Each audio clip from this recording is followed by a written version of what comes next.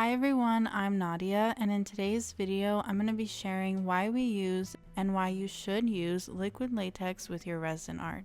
I talk a lot about liquid latex throughout our videos, and I received so many comments regarding liquid latex, so I wanted to make one video where I just explain everything thoroughly. Now, the purpose for using liquid latex is for catching resin drops when you're doing a layer of resin out of the mold. We always like to do our last layer of resin out of the mold, and this is our top coat.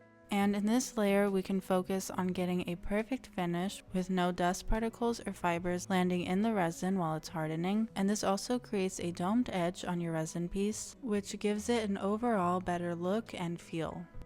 We put our liquid latex in a condiment bottle, and this is because it makes the application so easy. We can easily squeeze it out onto our resin piece and get it as close to the edge as we can. You would also need to do an additional clear layer of resin to seal anything in, such as some finishing touches. Here on this tray, I'm adding in some more gold detail. And my next layer of resin is not only my top coat, but it's also used to seal these finishing touches into place. Once we've applied the liquid latex, we then take a silicone makeup brush to help spread it out and reach the very edge of our piece. And once the liquid latex has dried, you can prop your piece up onto cups. A fun fact about liquid latex is that you don't have to wait for it to completely dry before you turn your piece over. The drying process can take anywhere up to an hour or more depending on the temperatures that you're working in. It doesn't need to be completely dry, it just needs to be dry enough so that it doesn't budge once you flip your piece over.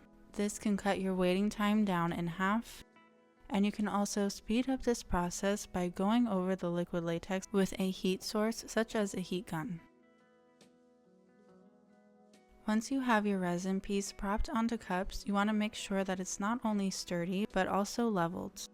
Because resin is self-leveling, if your resin piece isn't leveled, then your top coat won't be either.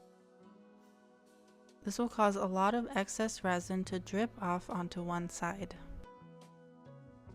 After you pour your clear resin on, you can use a silicone mixing stick or a silicone makeup brush to help push the resin to the very edge of your piece. You also want to make sure that your piece is fully covered in resin, otherwise you'll be left with an uneven top coat.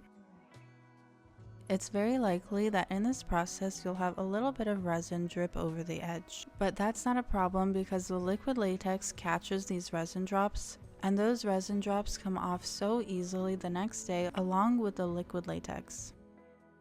There are also some alternatives to liquid latex, especially depending on your piece. For a cheaper option you can use glue, and for wooden cutting boards you can use painter's tape. For our resin pieces, we prefer to use liquid latex because we know that it's of high quality and it always gets the job done right.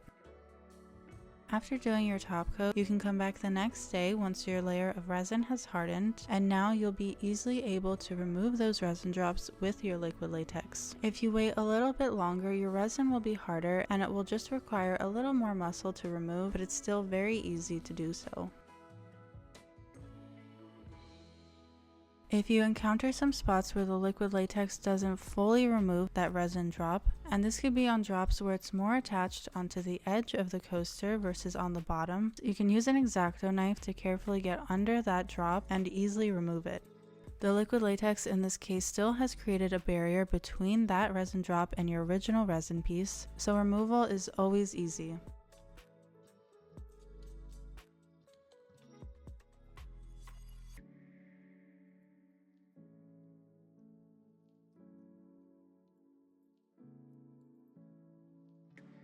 And if those resin drops happen to leave any residue along the edges, again this can be easily removed by using an X-Acto knife. To make this process even easier, you can go along that edge with a heat gun, and that'll heat up the resin, causing it to temporarily soften, thus making removal even easier.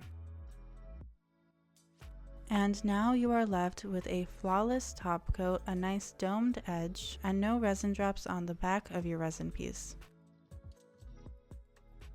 Let me know in the comments below if this video was helpful. Thank you guys so much for watching. If you liked this video, subscribe to see more videos like this in the future. Follow me on my Instagram, Summer Girl Designs, and my mom's Instagram, Wild Heart Resin Art.